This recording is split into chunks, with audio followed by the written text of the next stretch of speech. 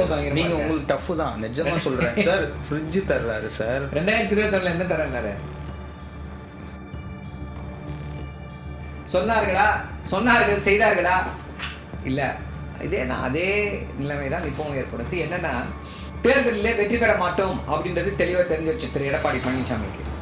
அதனால அப்படிலாம் இல்ல சார். அதனால அள்ளி வீசிட்டு போறாரு, வாக்குறுதிகளை அள்ளி வீசிட்டு. தேதி அறிவிக்கட்டும், அறிவித்த உடனே எஸ்ஓபி கிடையாது, இது கிடையாது. எங்க தலைவர் எப்படி செய்கிறார் பாருன்னா, அவர் பாவம் பனையூருக்கும் பட்டணப்பாக்கத்துக்கும் ரகசியமாக சென்று வந்து கொண்டிருக்கிறார். பனையூருக்கும் பட்டணப்பாக்கத்துக்கும் போயிட்டு வந்ததை தவிர இந்த 10 நாளில் என்ன செய்திருக்கிறார் திரு விஜய் அவர்கள்? 5 கோடி ரூபாய்க்கு விற்கிறாங்க சீட்டைன்னு சொல்லி குற்றச்சாட்டுகள். அண்ணன் கமல்ஹாசன் செய்து முடித்திருக்கக்கூடிய அந்த விஷயம் வந்து ஒரு உன்னதமான தியாகம். அவர் கட்சியையும் தாண்டி தமிழ்நாட்டு மக்களுடைய நலனை முன்னிறுத்திருக்கிறார், தமிழ்நாட்டுடைய நலனை முன்னிறுத்திருக்கிறார். அதை அப்படித்தான் நீங்கள் பார்க்க வேண்டுமே. டிவியெல்லாம் உடைச்சப்போ சார், சரி அதுவும் தமிழ்நாடு அது பழைய. அப்புறம் அவருக்கு புரியுது, டிஎம்கே காங்கிரஸ் அங்கே ஈக்குவல் ஃபோர்ஸில் இருக்குது. எப்போவுமே டிஎம்கேவுடைய சீட்டில் இருந்தால் எடுத்து விசிகாவுக்கு கொடுப்போம். இந்த முறை என்ன ஆயிடுச்சு அப்படின்னா, உடன்பாடு எட்டாத காரணத்தினால நீங்களும் 30 போடுங்க, நாங்களும் 30 போடுறோம். அப்புறம் பேசின பிறகு உடன்படிக்கை ஏற்பட்ட பிறகு 15 சீட்டை நம்ம வாபஸ் வாங்கிக்கலாம் அப்படின்றது பேச்சு போட்டாங்க. அந்த உடன்பாடில் 15-15 போது விசிகாவுக்கு தேவையான அந்த இடங்கள் அவர்களுக்கு கிடைக்காமல் போகுது. அதனால அவங்க தனித்து அதில் போட்டிடுறேன் அப்படின்னாங்க. ஸோ இதுதான், இது ஒரு ப்ராக்டிக்கல் டிஃபிகல்ட்டி. அது மாதிரி திருமாவளவன் அவர்கள் இங்கேயும் பண்ணியிருக்கலாம்ல. எங்கே? தமிழ்நாட்டில் டைம் இருக்குல்லங்க, இன்னும் வாக்குப்பதிவே முடியல. அதுக்குள்ள தான் நம்ம பேசி முடிச்சுட்டோமே, எல்லாத்தையும் சுமூகமாக முடித்து விட்டோம். உண்மையிலே செம்ம கெட்டிக்காரத்தனம் தான் சார். அதெல்லாம் வேறு திமுக சொல்லி நேச்சுரலி பாறாங்கல்ல எடுத்து பார்த்தாங்க 2021. அப்போவும் கப்பல் கரை சேரவில்லை, இப்பொழுதும் கப்பல் கரை சேராது. பார்த்தீங்களா சார்? நீங்கள் தான் ட்விட்டரில் ஷேர் பண்ணியிருந்தீங்க ஜெயக்குமார் அவர்கள் பேசின பதவி. அதுதான் சொல்ல, வேஸ்ட் லக்கேஜ்.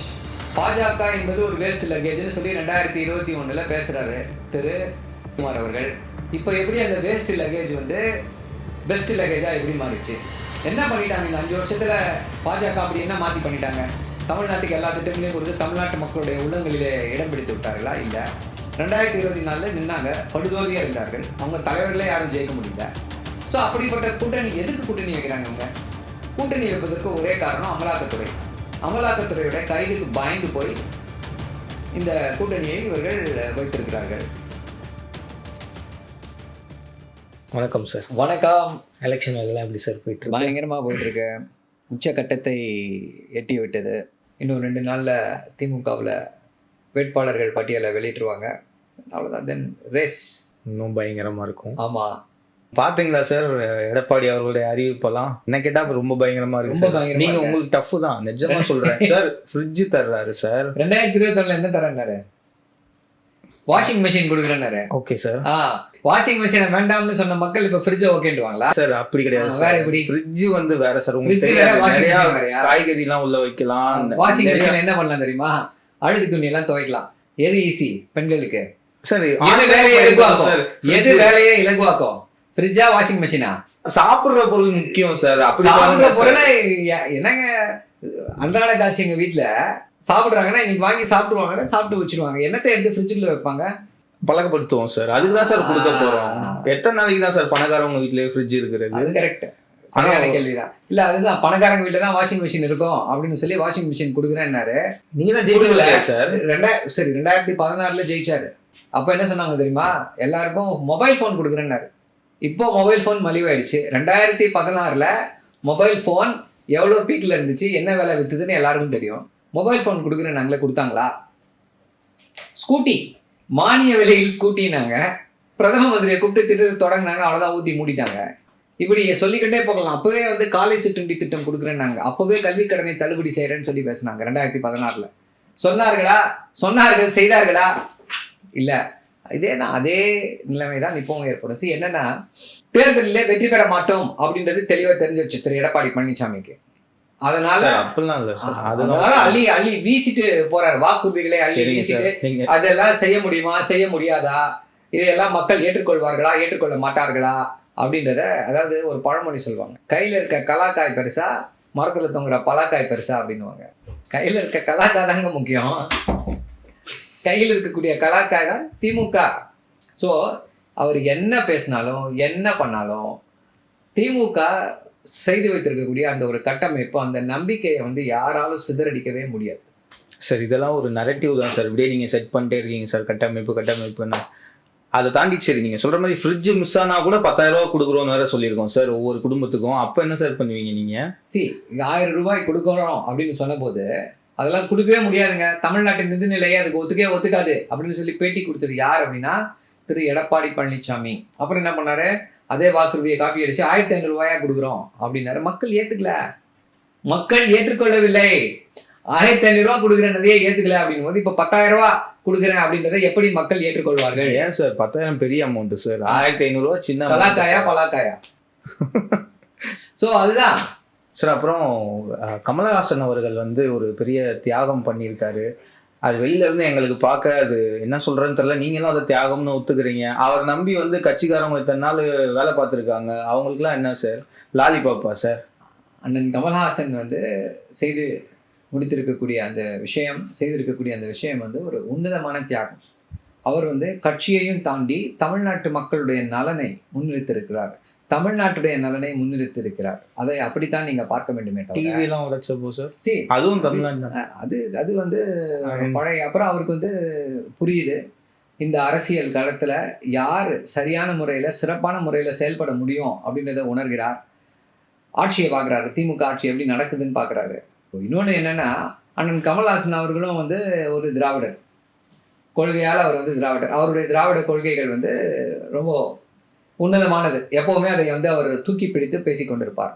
அவருக்கு புரியுது இந்த திராவிட மாடல் ஆட்சியில் அவர் என்ன நினைக்கிறாரோ அதையெல்லாம் இவர்கள் செய்து காட்டி கொண்டிருக்கிறார்கள் அப்படின்னும் பொழுது ஒரு தன்னலமற்ற இந்த விஷயத்தை வந்து மிகவும் நாம் வந்து பாராட்ட வேண்டும். தமிழ்நாட்டு தொண்டர்கள், அதாவது திமுகவுடைய தொண்டர்கள், தலைவர்கள் எல்லாருமே வந்து they are all very touched by this gesture of Mr. Kamal Haasan. Sir நான் என்ன சொல்கிறேன் சார், நீங்கள் பல வருஷமா எம்எல்ஏ எம்பின்னு பெரிய பெரிய பதவியிலலாம் இருந்துட்டீங்க சார். அவங்க நேற்று வந்த கட்சி நீங்கள் விட்டு கொடுத்துட்டு போகலாம், ஒரு 2 சீட்டை கொடுத்து சரி ஜெயிக்க வச்சா அவங்களும் கொஞ்சம் நல்லா இருப்பாங்க. அதெல்லாம் பெரிய மனுஷன் கலகு. அதுதானே அண்ணன் கமல்ஹாசன் வந்து ராஜ்யசபா எம்பியா இருக்கார் இல்லையா சார்? அவங்க கட்சிக்காரங்க எம்எல்ஏ ஆகணும்னு இருப்பாங்க சார். இந்த தேர்தல் களம் எப்படிப்பட்ட களம், என்ன வகையான களம் அப்படின்றத உணர்ந்து அண்ணன் கமல்ஹாசன் அவர்கள் வந்து இந்த முடிவை எடுத்திருக்கிறார். அதை வரவேற்கிறோம். உங்க கூட்டணியில் இருக்க திருமாவளவனே அதை ஆதரிக்கல சார், நீங்க நிக்கணும்னு சொல்லி அவரே சொல்றாரு. அண்ணன் வந்து வேற ஒரு கோணத்துல, அண்ணன் திருமாவளவன் அவர்கள் வந்து வேற ஒரு கோணத்துல வந்து இதை வந்து பேசியிருக்கிறார், சொல்லியிருக்கிறார். இருந்தாலும் கமல்ஹாசன் எடுத்துக்கக்கூடிய அந்த முடிவை வந்து ஒரு சிறப்பான முடிவு சார். அப்புறம் விசிகேக்கு ஏன் சார் இந்த ஒரு அநீதி? வெளியில இருந்து ஒரு கட்சி வந்தாங்க தேமுதிகன்னு சொல்லிட்டு, அவங்களுக்கு 10 சீட்டு ராஜ்யசபா எம்பி கொடுக்குறீங்க. உங்க கூடவே பயணம் பண்ணியிருக்காரு திருமாவளவன் அவர்கள், அவருக்கு என்ன சார் 8 சீட்டு மட்டும் தான் கொடுத்துருக்கீங்க? இல்லை நீங்கள் வந்து அதை வந்து அப்படி அந்த கோணத்தில் வந்து பார்க்கக்கூடாது. அண்ணன் திருமாவளவனே இதற்கு வந்து ஒரு அற்புதமான எப்படி ஏன் இது நடந்திருக்கிறது அப்படின்றத அவரே வந்து ஒரு விளக்கத்தை வந்து கொடுத்திருக்கிறார். தேமுதிக வந்து ஏற்கனவே எதிர்கட்சியாக இருந்த கட்சி. உங்களை எப்படி விமர்சனம் பண்ணாங்க தெரியுமா சார்? 2 மாசத்துக்கு முன்னாடி கூட எல்லாரும் செய்திருக்கிறார்கள். அதான் சொல்றேன்ல, திமுகவுடைய அந்த காந்த சக்தி, தமிழ்நாட்டு முதல்வருடைய வசீகர சக்தி, தேர்தலில் வெற்றி பெறப் போகிறோம் அப்படின்றது வந்து எல்லாருக்கும் தெரிஞ்சிருக்கு. So naturally everybody will gravitate towards the powerful party. அந்த அடிப்படையில் எல்லாரும் திமுகவை நோக்கி வந்துட்டு இருக்காங்க. திமுக தான் தமிழ்நாட்டுடைய எதிர்காலம் என்பதை உணர்ந்து, திமுக தான் தமிழ்நாட்டு மக்களுக்கு ஒரு சிறப்பான எதிர்காலத்தை கொடுக்க முடியும் என்பதை உணர்ந்து இவர்கள் எல்லோரும் திமுகவை நோக்கி வந்திருக்கிறார்கள். அவர்கள் எல்லோரையும் வரவேற்கிறோம். சென்ற தேர்தலில் பார்த்தீங்க அப்படின்னா 5 இடங்களில் போட்டிட்டாங்க தேமுதிக. 2024 தேர்தல் அதிமுக கூட்டணியில் 5 இடங்களில் போட்டிட்டாங்க. அதில் மோர் தென் 3 or 4 பிளேசஸ் செகண்ட் வந்தாங்க. கன்சிடரபிள் ஓட்டு வாங்கினாங்க அந்த இதில். இவர் விஜய் பிரபாகரன் வந்து சொற்ப வாக்கு வித்தியாசத்தில் வெற்றியை தவற விட்டிருக்கிறார். ஸோ கேப்டனுடைய புகழ் வந்து இன்றைக்கும் தமிழ்நாட்டு மக்களிடையே ஒரு நீங்காத இடத்தை பெற்றிருக்கிறது. சீட்டுக்கு வரவே இல்லை, நான் கேட்ட கேள்விக்கு வரல. ஆமாம், அந்த அடிப்படையில் தான் இந்த சீட்டு கொடுக்கப்பட்டிருக்கிறது. அப்போ விசிகாவை விட தேமுதிக வந்து பெரிய கட்சியா திமுக பெரிய கட்சி பாக்குறாங்களா? சிறிய கட்சி கிடையாதுங்க. ஒவ்வொரு தேர்தல் களமும் ஒவ்வொரு ஆயுதத்தை வந்து நம்ம எடுக்க செய்யும். அந்த அடிப்படையில் கொடுக்கப்பட்ட இதுதானே தவிர இந்த சீட் டிஸ்ட்ரிபியூஷன் வந்து is no way reflect the strength of the parties. But ஆனால் விசிகால வந்து நிறைய பேர் அதிருப்தியா இருக்காங்க. நேச்சுரல் இல்லை. இப்போ ஒரு 10 சீட் 15 சீட்னா அங்கே இருக்கக்கூடியவர்கள் வந்து நாங்கள் எம்எல்ஏ ஆகலாம், நம்ம வந்து ஜெயிக்கலாம், சட்டமன்றத்தில் நம்முடைய குரல் ஒலிக்கணும்னு சொல்லி ஒரு ஆசையில் இருப்பாங்க. பட்டு தலைவர் சொல்வார், பேசுவார், ஒவ்வொரு மீட்டிங்லேயும் அண்ணா பேசுனதை மேற்கோள் காட்டி பேசுவார். நம்முடைய பீரோவில் வந்து பல பட்டுப்புடவைகள் இருக்குது, ஒரு ஃபங்க்ஷனுக்கு எல்லா பட்டுப்புடவையும் கட்டிட்டு போக முடியாது, அந்த ஃபங்க்ஷனுக்கு ஒரு பட்டுப்புடவை தான் கட்டிட்டு போக முடியும். அதற்காக மற்ற பட்டுப்புடவையெல்லாம் எனக்கு பிடிக்காதுன்னு அர்த்தம் கிடையாது, மற்ற பட்டுப்புடவைகள் எல்லாம் சிறந்தது கிடையாதுன்னு அர்த்தம் கிடையாது. இந்த பட்டுப்புடவைக்கு இந்த ஃபங்க்ஷனில் வாய்ப்பு. அப்படி தான் இந்த தேர்தலில் 8 பேருக்கு தான் வாய்ப்பு கொடுக்க முடிஞ்சிருக்கிறது விசிகாவிற்கு. கண்டிப்பாக இது மாறும் வரும் காலங்களில் வந்து. கண்டிப்பாக மாறும். Okay sir. Sir Aadhav Arjuna வந்து பேசியிருக்காரு, என்ன சொல்லி? ஏன் சார்? இல்லை ஆதவ் அர்ஜுனா பேசியிருக்காரு சார். சார் நாங்கள் என்ன சார் நீங்கள் அவ்வளோதான் அண்டர் எஸ்டிமேட் பண்ணாதீங்க சார். ஓகே. ஆதவ் அர்ஜுனா பேசியிருக்காரு, எங்கள் தலைவர் விஜய் அவர்கள் வந்து ரோட்டில் இறங்கி நிற்கிறப்போ திமுகவுடைய பரம்பரையே பயப்படும், அந்த அளவுக்கு எங்கள் சூறாவளி பிரச்சாரம் இருக்க போகுது அப்படின்னு சொல்லிட்டு கரெக்டாக சொல்லியிருக்காரு. ஏன்னா திரு விஜய் அவர்கள் வந்து ரோட்டில் இறங்கி நிற்க போகிறதே கிடையாது. வருவார் சார். கேட்டாங்க சார், செங்கோட்டையன் அவர்கள் வந்து கேட்டிருக்காரு. அதே அந்த ஆதவ் அர்ஜுனா என்ன சொன்னாரு? தேர்தல் தேதி அறிவிக்கட்டும், அறிவித்த உடனே எஸ்ஓபி கிடையாது, இது கிடையாது, எங்க தலைவர் எப்படி செய்கிறார் பாருன்னா, அவர் பாவம் பனையூருக்கும் பட்டணப்பாக்கத்துக்கும் ரகசியமாக சென்று வந்து கொண்டிருக்கிறார். பனையூருக்கும் பட்டணப்பாக்கத்துக்கும் போயிட்டு வந்ததை தவிர இந்த 10 நாளில் என்ன செய்திருக்கிறார் திரு விஜய் அவர்கள்? 5 கோடி ரூபாய்க்கு விற்கிறாங்க சீட்டுன்னு சொல்லி குற்றச்சாட்டுகள். அங்கே பாண்டிச்சேரியில் அதகலப்படுது. இங்கே யாருமே பணம் கட்ட ரெடியாக இல்லை, 234 தொகுதிகளில் சீட்டுக்கு ஆளே இல்லை அப்படின்னு ஒரு செய்தி போயிட்டுருக்கு. ஒரு 3 பேர் 4 பேர் நான் தான் இந்த தொகுதிக்கு அப்படின்னு சொல்லி அவங்களே டிக்ளேர் பண்ணிக்கிட்டு அவங்களே போயிட்டுருக்காங்க. ஒட்டுமொத்த ஒரு கேலி கூடாரமாக இருக்கிறது. சார் பாண்டிச்சேரினோடனே ஞாபகம் வருது, அந்த முந்தின டாபிக்கு போயிட்டு வந்துடலாம். ஏன் சார் அங்கே விசிகேவை கழட்டி விட்டீங்க? இல்லை, விசிகே வந்து அதுதான், இதுலேயும் வந்து பாஜகவுடைய சதி இருக்குது. எப்போவுமே தமிழ்நாட்டு தேர்தலும் பாண்டிச்சேரியுடைய தேர்தலும் ஒரே சமயத்தில் தான் நடக்கும். ஸோ இந்த தடவை மட்டும் அவங்க வந்து பாஜக அங்கே இருக்கக்கூடிய கட்சிகளோடு உடன்பாடு எட்டி முடிச்சிடுச்சு முன்னாடியே. அதனால் என்ன பண்ணுறாங்க, 9th சீட் அனௌன்ஸ் பண்ணி 23ஆம் தேதி கடைசி டேட்டு ஃபார் ஃபைலிங் ஆஃப் நாமினேஷன்ஸு அப்படின்றத சொல்கிறாங்க. மற்ற தமிழ்நாட்டுக்கு 23 ஏப்ரல் தேர்தல், 30ஆம் தேதி தான் இது தொடங்குது, இந்த இது தொடங்குது. ஸோ இவர்களுடைய நோக்கம் வந்து நம்ம பேச்சுவார்த்தைகள், நம்ம வந்து ஃபுல் பேச்சுவார்த்தை வந்து தமிழ்நாட்டுக்கு பேசிக்கிட்டு இருக்கோம். இந்த இடத்துல டக்குன்னு போட்டு 3 நாளில் 4 நாளில் பேச்சுவார்த்தை முடியணும் அப்படின்னா அது முடிக்க முடியல. ஏன்னா ஆல்மோஸ்ட் ஈக்குவல், டிஎம்கே காங்கிரஸ் வந்து அங்கே ஈக்குவல் ஃபோர்ஸில் இருக்குது. எப்போவுமே டிஎம்கேவுடைய சீட்டில் இருந்தால் எடுத்து விசிகாவுக்கு கொடுப்போம். இந்த முறை என்ன ஆயிடுச்சு அப்படின்னா, உடன்பாடு எட்டாத காரணத்தினால நீங்களும் 30 போடுங்க, நாங்களும் 30 போடுறோம். அப்புறம் பேசின பிறகு உடன்படிக்கை ஏற்பட்ட பிறகு 15 சீட்டை நம்ம வந்து வாபஸ் வாங்கிக்கலாம் அப்படின்றது பேச்சு போட்டாங்க. அந்த உடன்பாடில் 15 போது விசிகாவிற்கு தேவையான அந்த இடங்கள் வந்து அவர்களுக்கு கிடைக்காமல் போகுது. அதனால அவங்க தனித்து அதில் போட்டிடுறேன் அப்படின்னாங்க. ஸோ இதுதான், இது வந்து ஒரு ப்ராக்டிக்கல் டிஃபிகல்ட்டி. திருமாவளவன் அவர்கள் இங்கேயும் பண்ணியிருக்கலாம்ல, எங்கே தமிழ்நாட்டில்? தமிழ்நாட்டில் டைம் இருக்குல்லங்க, இன்னும் வாக்குப்பதிவே முடியல, அதுக்குள்ள தான் நம்ம பேசி முடிச்சுட்டோமே, எல்லாத்தையும் சுமூகமாக முடித்து விட்டோமே. உண்மையிலே செம்ம கெட்டிக்காரத்தனம் தான் சார் அதெல்லாம். வேறு திமுக சொல்கிறேன். நேச்சுரலி, அதாவது இந்த வானவில் கூட்டணிகளை எப்படி கட்டமைப்பது என்ற கலையை அறிந்தவர்கள் 1967 இப்படிப்பட்ட வானவில் கூட்டணிகளை கட்டமைப்பதில் வல்லமை பெற்றவர்கள் திமுக. ரொம்ப லோடு ஏறிச்சுன்னா கப்பல் முங்கிறாதா?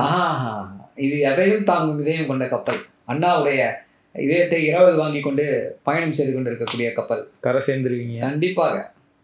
பாஜக வந்து எப்படின்னா, அதிமுக வந்து ஒரு மூழ்கிற கப்பல்னா அதில் வைக்கக்கூடிய பாறாங்கல் தான் பாஜக. 2021 இதுதான் நடந்துச்சு, 2019 நடந்துச்சு. பாறாங்கல்ல எடுத்து பார்த்தாங்க 2021, அப்பவும் கப்பல் கரை சேரவில்லை. இப்பொழுதும் கப்பல் கரை சேராது. பாத்தீங்களா சார், நீங்க தான் ட்விட்டர்ல ஷேர் பண்ணியிருந்தீங்க ஜெயக்குமார் அவர்கள் பேசின பழைய வீடியோ. அதுதான் சொல்ல வேஸ்ட் லக்கேஜ். பாஜக என்பது ஒரு வேஸ்ட் லக்கேஜ்னு சொல்லி 2021 பேசுறாரு திரு ஜெயக்குமார் அவர்கள். இப்போ எப்படி அந்த வேஸ்ட் லக்கேஜ் வந்து பெஸ்ட் லக்கேஜா எப்படி மாறிச்சு? என்ன பண்ணிட்டாங்க இந்த 5 வருஷத்துல பாஜக? அப்படி என்ன மாத்தி பண்ணிட்டாங்க? தமிழ்நாட்டுக்கு எல்லா திட்டங்களையும் கொடுத்து தமிழ்நாட்டு மக்களுடைய உள்ளங்களிலே இடம் பிடித்து விட்டார்களா? இல்லை. 2024 நின்னாங்க, படுதோல்வி அடைந்தார்கள். அவங்க தலைவர்களே யாரும் ஜெயிக்க முடியல. ஸோ அப்படிப்பட்ட கூட்டணி எதுக்கு கூட்டணி வைக்கிறாங்க அவங்க? கூட்டணி வைப்பதற்கு ஒரே காரணம் அமலாக்கத்துறை. அமலாக்கத்துறையோட கைதுக்கு பயந்து போய் இந்த கூட்டணியை இவர்கள் வைத்திருக்கிறார்கள். அது சொன்ன அண்ணன் ஜெயக்குமார் அவர்கள் திருப்பி இதே போல ஒரு பேட்டியை இன்னும் ஒரு 2 மாதம் கழிச்சு கொடுப்பார். சார் இப்போ பார்த்தீங்கன்னா இந்த டிவி கேலர் ராஜ்முருகன், இன்னைக்கு தமிழிசை சவுந்தரராஜன், அவங்க கட்சியிலேருந்து அனௌன்ஸ்மெண்ட்டே வராமல் இவங்க பாட்டுக்கு அவங்க கான்ஸ்டிடியூன்சியில் போய் நின்றுட்டு நான் தான் வர போகிறேன், நான் தான் இங்கே வேட்பாளர் அப்படிங்கிறதெல்லாம் சொல்கிறாங்க. இதெல்லாம் ஒரு ஒரு ஒரு கட்டுக்கோப்பே இல்லாமல் இருக்க மாதிரி வெளியில இருந்து பார்க்க ஃபீல் ஆகுது. அப்சல்யூட்லி. இப்போ அந்த இதுவே இப்போ பார்த்தீங்க அப்படின்னா 2 பேருக்கு வந்து ரொம்ப வருத்தத்தில் இருப்பாங்க. மயிலாப்பூர் கிடைக்கலன்னா தோவை சத்யன் அவர் வந்து பாவம் ட்ரை பண்ணாரு மயிலாப்பூர், அவருக்கு அங்கே இல்லை போல இருக்கு இப்போ. அதே போல எஸ்ஜி சூர்யா இளைஞர் அணி செயலாளர், இன்னும் டாக்டரும் ட்ரை பண்ணாரு. எஸ்ஜி சூர்யா அவர் போக ஒரு லைஃப் லைன் டாக்டர் ஒருத்தர், அவர் பேர் எனக்கு தெரியல, ஒரு டாக்டர். அவர் இப்ப சமீபமா ஒரு 10 மாசம் doctor Rajkumar correct. Doctor Rajkumar, Vinoj P Selvam போன தடவை ஹார்பர்ல நின்னாரு, ஜெயிச்சிருவேன்னாரு, ஒன்றும் இல்லை. ஸோ இவங்கெல்லாம் வந்து டி நகர், வேளச்சேரி இப்படி குறி வச்சாங்க. இவங்களுக்கெல்லாம் சீட்டு கிடையாது, நீங்கள் போயிட்டு வாங்க அப்படின்னு சொல்லி அனுப்பிச்சிட்டாங்க. ஸோ இதுதான் பாஜகவுடைய ஒரு உண்மை முகம். சார். ஆனால் நாங்கள் மயிலாப்பூரில் ஜெயிச்சிருக்கோம் சார், ஒரு கவுன்சிலரு. நாங்கள் நிறையா இருக்கோம் சார் அங்கே. அவ்வளோதான், மயிலாப்பூரில் கவுன்சிலர் ஜெயிக்கலாம், அவ்வளோதான். அதை தாண்டி வேறு எதுவும் கவுன்சிலர் ஜெயிக்க தெரிஞ்ச எங்களுக்கு எம்எல்ஏ ஜெயிக்க தெரியாதா சார்? பண்ண முடியலையே. கவுன்சிலர் ஜெயிச்ச பிறகு தான் 2024 தேர்தல் வந்துச்சு, அங்கே ஒன்றும் ஜெயிக்க முடியலையே. ஸோ வாய்ப்பு இல்லை. இந்த தடவை பார்ப்போம் சார். ஓகே, நன்றி.